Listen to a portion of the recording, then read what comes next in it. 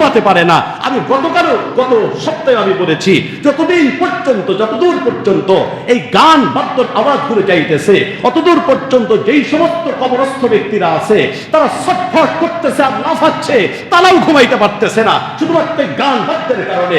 আমার মুসলমান ভাইয়েরা, যার কারণেই দেখা যাচ্ছে আল্লাহর পক্ষ থেকে বাস্তবর একটা নিয়ামত আল্লাহর নাফরমানির মাধ্যমে শুরু হওয়ার কারণে এই বিবাহের ভিতরে আল্লাহর রহমতের পরিবর্তে আল্লাহর গজব নাযিল হয়, যার কারণে স্বামী আর স্ত্রীর ভিতরে মিল নাই। স্বামী স্ত্রীর কথা শোনে না, স্ত্রী স্বামীর কথা শোনে না। এই দম্পতির মাধ্যমে যে সন্তান পৃথিবীর বুকে আসে, এই সন্তান মায়ের কথা শোনে না, বাপের কথা শোনে না। পুরো পরিবারটা একটা জাহান্নামের টুকরায় পরিণত হয়ে গিয়েছে। কথা বলেন ঠিক? সুতরাং এই শুকরিয়া আদায় করণার্থে আমরা এই দিন রোজা রাখি। তখন রাসূল করিম সাল্লাল্লাহু আলাইহি ওয়াসাল্লাম কি বলেন শুনুন। আল্লাহ রাসূল সাল্লাল্লাহু আলাইহি ওয়াসাল্লাম তিনি বলতেছেন, যদি তাই হয়ে থাকে তাহলে নাহনু আহাক্কু বিমূসা মিনকুম ফাসামাহু ওয়া আমারা বিসিয়ামিহি। আল্লাহ রাসূল সাল্লাল্লাহু আলাইহি ওয়াসাল্লাম তখন বললেন, যদি মূসা আলাইহিস সালামের এই কারণে তোমরা রোজা রাখো, তাহলে তোমাদের চাইতে আমি রোজা রাখার আরো বেশি হকদার। সুবহানাল্লাহ বলেন। কারণ সমস্ত নবীরা হলেন ভাই, সমস্ত নবীরা হলেন ভাই। আল্লাহর এই জমিনে আল্লাহর দ্বীন বাস্তবায়ন করার জন্য পৃথিবীতে এসেছেন। তাহলে মূসা আলাইহিস সালামকে আল্লাহ পাক যেই দিন মুক্তি দিয়েছেন, ওই দিন যদি রোজা রাখতে হয়, আল্লাহ রাসূল সাল্লাল্লাহু আলাইহি ওয়াসাল্লাম বলেন আমার আগে রাখতে হবে, আমি আগে রাখবো। সুতরাং এরপরে আল্লাহ রাসূল সাল্লাল্লাহু আলাইহি ওয়াসাল্লাম যতদিন পর্যন্ত জীবিত ছিলেন এই 10 তারিখে রোজাটা রেখেছেন এবং সাহাবায়ে কেরামদেরকে, উম্মতদেরকে এই 10 তারিখে রোজা রাখার নির্দেশ করেছেন। শুধু তাই নয়, আল্লাহ রাসূল সাল্লাল্লাহু আলাইহি ওয়াসাল্লাম এখানে একটা মস্ত বড় শিক্ষা। আরেকটা হাদিস বলে এই কথা আমি বলবো। আল্লাহ রাসূল সাল্লাল্লাহু আলাইহি ওয়াসাল্লামের অন্য আরেকটা হাদিস মুসলিম শরীফের হাদিসের ভিতরে এসেছে, আফযালুস সিয়াম বা'দা রমাদান শাহরুল্লাহিল মুহাররম। রমাদানুল মুবারকের পরে সবচেয়ে ফজিলতপূর্ণ রোজা হচ্ছে এই মুহররম মাসের পুরো মাসের রোজা। যে যত বেশি মুহররম মাসে পারে তত বেশি রোজা রাখবে। এটা মুসলিম শরীফের হাদিসের ভিতরে আসছে, আফযালুস সিয়াম বা'দা রমাদান শাহরুল্লাহিল মুহাররম। রমাদানুল মুবারকের পরে সবচেয়ে ফজিলতের রোজা হচ্ছে এই মুহররম মাসের রোজা। আর বিশেষভাবে 10 তারিখের রোজাটা, এটা হলো বিশেষভাবে আরো একটা সুন্নাত। সুতরাং এই দুইটা আমল আমরা করতে পারবো ইনশাআল্লাহ। তৃতীয় নম্বর আরেকটা আমল হাদিসে পাকের ভিতরে এসেছে, আল্লাহ রাসূল সাল্লাল্লাহু আলাইহি ওয়াসাল্লাম বলেন, মান ওয়াসসা আলা আয়ালিহি ফিন নাফাকাতি ইয়াওমা আশুরা ওয়াসসা আল্লাহু আলাইহি সাইরা সানাতিহি আও কামা ক্বালা আলাইহিস সালাতু ওয়াস সালাম। হাদিসটি এসেছে মুআজামুল কাবীরের ভিতরে 1000 নম্বর হাদিস। আল্লাহ রাসূল বলেন, মুহররমের 10 তারিখে তোমরা তোমাদের পরিবারের উপরে খরচের পরিমাণটা একটু বৃদ্ধি করে দাও। একটু ভালো, যার যার সামর্থ্য অনুযায়ী একটু ভালো খাওয়ানোর ব্যবস্থা করো। তাহলে আল্লাহ রাসূল বলেন, হতে পারে এই বরকতে আল্লাহ পাক সারা বছর তোমার পরিবারদেরকে, তোমাকে এবং তোমার পরিবারকে স্বাচ্ছন্দ্যে রাখবেন। আল্লাহ পাক ভালো খাওয়ান পড়নের ব্যবস্থা করে দিবেন। সুবহানাল্লাহ বলেন। সুতরাং কয়টা আমলের কথা বললাম এই মুহররম মাসে? 1 নম্বরে হলো পুরো মাস যে যত বেশি পারি আমরা রোজা রাখবো। দ্বিতীয় নম্বর হলো বিশেষভাবে 10 তারিখে রোজাটা। তৃতীয় নম্বর হলো এই 10 তারিখে পরিবারের উপরে খরচের পরিমাণটা একটু বৃদ্ধি করে দিতে হবে। এই 3টা আমল। কিন্তু এখন যে কথাটা বলতে চাই, আল্লাহ রাসূল সাল্লাল্লাহু আলাইহি ওয়াসাল্লাম এইভাবে আমল করতেছিলেন, 10 তারিখে রোজাটা রাখতেছিলেন। কিন্তু ইন্তেকালের আগে আল্লাহ রাসূল সাল্লাল্লাহু আলাইহি ওয়াসাল্লাম যখন ইন্তেকাল করবেন, ইন্তেকালের আগে আল্লাহ রাসূল সাল্লাল্লাহু আলাইহি ওয়াসাল্লাম একটা কথা বলেছেন, তোমরা 10 তারিখে রোজা রাখবা। এই 10 তারিখের সাথে সাথে 10 তারিখের হয়তো একদিন আগে অথবা একদিন পরে 10 তারিখের সাথে একটা রোজা একটু মিলায় রাখবা। 10 তারিখের সাথে হয়তো 9 তারিখ, অথবা 10 তারিখের সাথে, অথবা 10 তারিখের সাথে 11 তারিখ তোমরা রোজাটা রাখবা। কারণ কি? খালিফুল ইয়াহুদা ওয়ান নাসারা। কারণ ইহুদিরা শুধুমাত্র 10 তারিখে রোজা রাখে। সুতরাং আমাদের ইবাদত বন্দেগী যেন ইহুদি আর খ্রিস্টানদের সাথে যেন মিলে না যায়, এই জন্য 10 তারিখের সাথে সাথে আরো একটা রোজা রাখার নির্দেশ আল্লাহ রাসূল সাল্লাল্লাহু আলাইহি ওয়াসাল্লাম দিয়েছেন। এখন একটা বিষয় হলো, দেখেন লক্ষণীয় একটা বিষয়, 10 তারিখে রোজা রাখা, 10 তারিখের সাথে 9 তারিখ অথবা 11 তারিখে রোজা রাখার নির্দেশ আল্লাহ রাসূল সাল্লাল্লাহু আলাইহি ওয়াসাল্লাম দিলেন। তো ইবাদতের ক্ষেত্রে যদি ইহুদি খ্রিস্টানদের সাথে সাদৃশ্যতা গ্রহণ করা বৈধ না হয়, আমি আবার কথাটা বলি, ইবাদতের ক্ষেত্রে, রোজা রাখার ক্ষেত্রে যদি ইহুদি খ্রিস্টানদের সাথে সাদৃশ্যতা অবলম্বন করা যদি বৈধ না হয়, তাহলে অন্যান্য ক্ষেত্রে সাদৃশ্যতা অবলম্বন করাকে এটা বৈধ না অবৈধ? এটা জায়েজ না হারাম? ইবাদতের ক্ষেত্রে, রোজা রাখার ক্ষেত্রে হাদিসে আল্লাহ রাসূল সাল্লাল্লাহু আলাইহি ওয়াসাল্লাম বলতেছেন, খবরদার, ওরা 1 দিন রোজা রাখে, তোমরা 2 দিন রোজা রাখবা। ওরা 10 তারিখ রাখে, তোমরা 9 তারিখ 10 তারিখ রাখবা, অথবা 10 তারিখ 11 তারিখ রাখবা। তাহলে ইবাদতের ক্ষেত্রে যদি ইহুদি খ্রিস্টানদের বিরোধিতা করতে হয়, তাহলে অন্যান্য ক্ষেত্রে, অন্য যত ক্ষেত্র আছে, ওই সমস্ত ক্ষেত্রে কি ইহুদি খ্রিস্টানদের সাথে সাদৃশ্যতা অবলম্বন করাকে বৈধ হবে, নাকি হারাম হবে? কিন্তু বলেন, ইহুদি খ্রিস্টানদের সাথে আমাদের জীবনের মিল আছে না নাই? জোরে বলতে হবে, আছে না নাই? বলবেন হুজুর কিভাবে আছে? আমি বলবো, অধিকাংশ জায়গায় ইহুদি খ্রিস্টানদের কালচার, তাদের সাদৃশ্যতা আমরা অবলম্বন করছি। বলবেন হুজুর কিভাবে?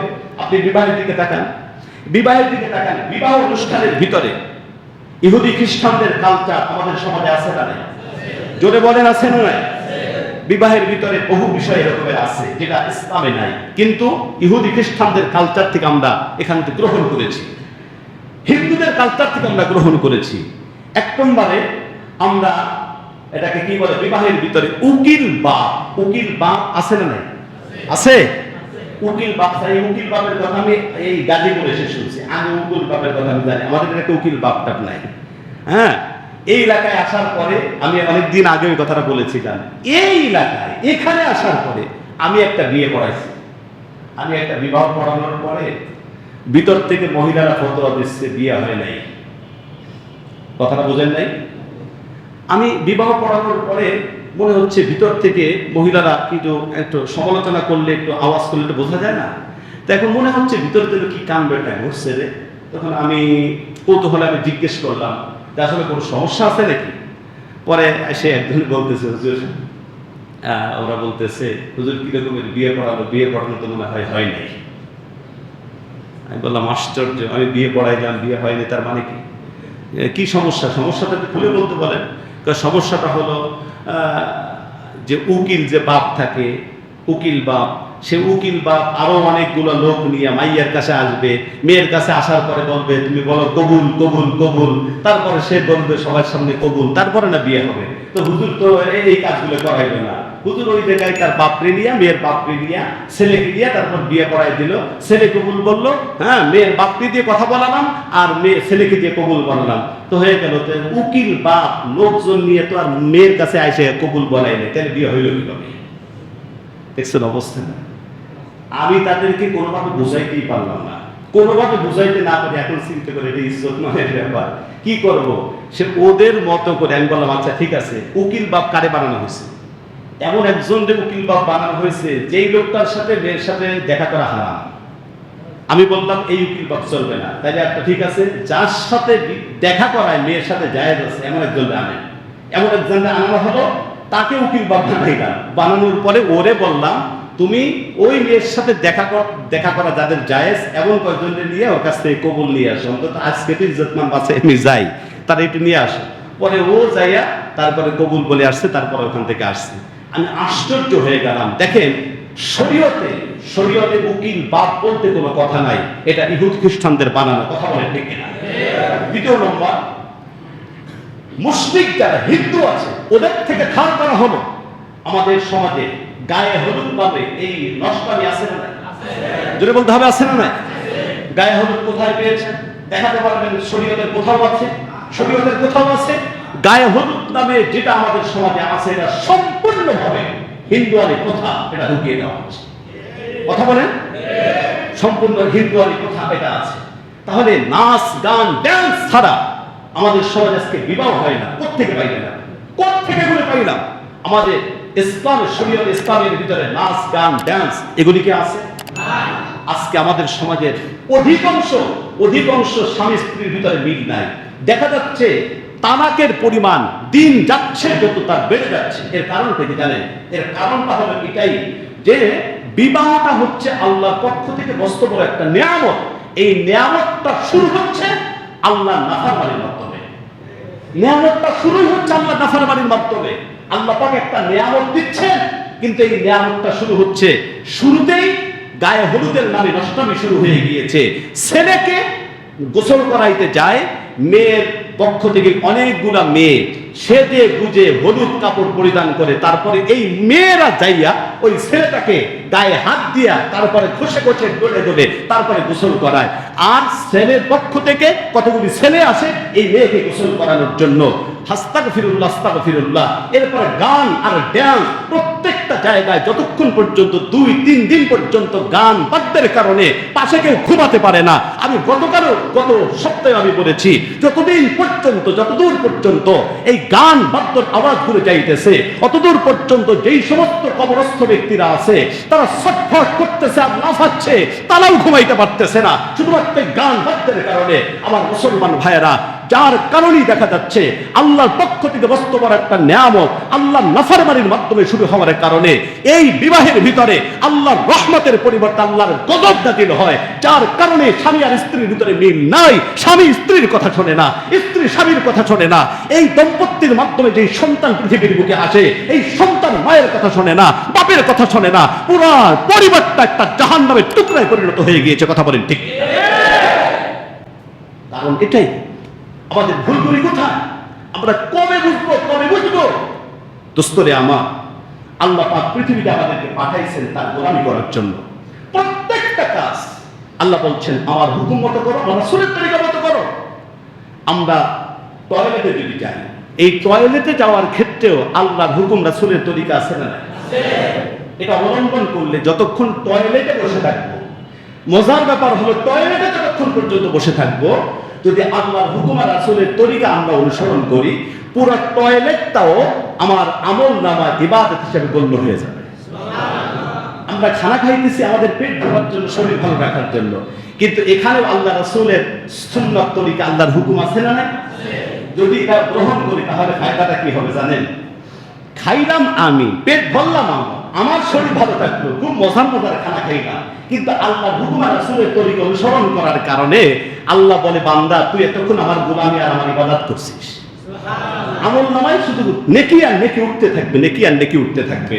সুতরাং বিবাহ শাদী সব ক্ষেত্রে আল্লাহর হুকুম আর রাসূলের সুন্নাত তরিকা আছে না নাই? দেখেন সব জায়গায় আল্লাহ রাসূল এই একটা হাদিসের ভিতরে আমাদেরকে বুঝিয়ে দিচ্ছেন, খবরদার খালিফুল ইয়াহুদা ওয়ান নাসারা, ইহুদি খ্রিস্টানদের তোমরা বিরোধিতা করো। সব জায়গায় বিরোধিতা করতে হবে, ওদের সব সাদৃশ্যতা অবলম্বন করা যাবে না।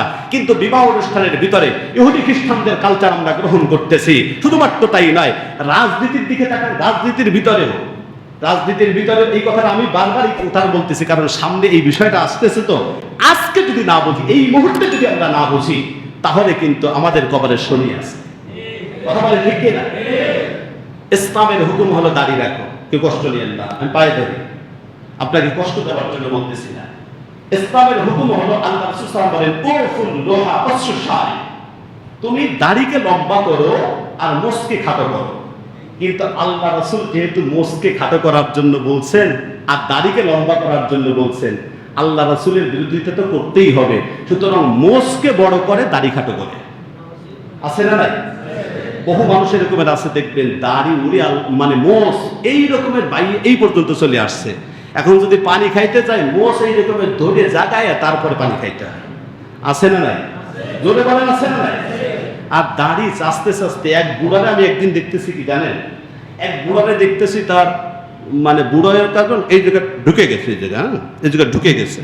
তো ঢুকে গেলে তো এখন যে এই দাড়িটা যে চাষবে, এই জায়গা যদি ভিতরে থাকে তাহলে কি চাষা সম্ভব নাকি?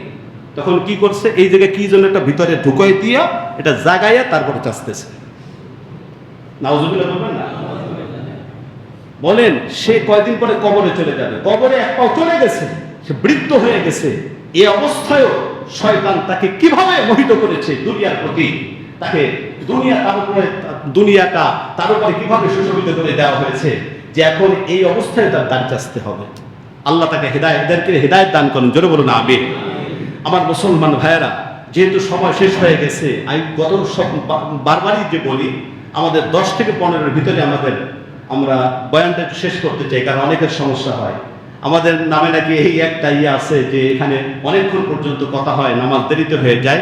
এই বদনাম আমরা ঘুষাইতে চাই। ইনশাআল্লাহ 15-এর ভিতরে আমাদের বয়ান শেষ হয়ে যাচ্ছে। যেই বাকি কথাগুলো আছে এই মুহররম থেকে আমাদের শিক্ষাটাকে, মূল শিক্ষাটা এখনো পর্যন্ত রয়ে গেছে। আল্লাহ পাক যদি তৌফিক দান করেন তাহলে আগামী সপ্তাহে বলা হবে।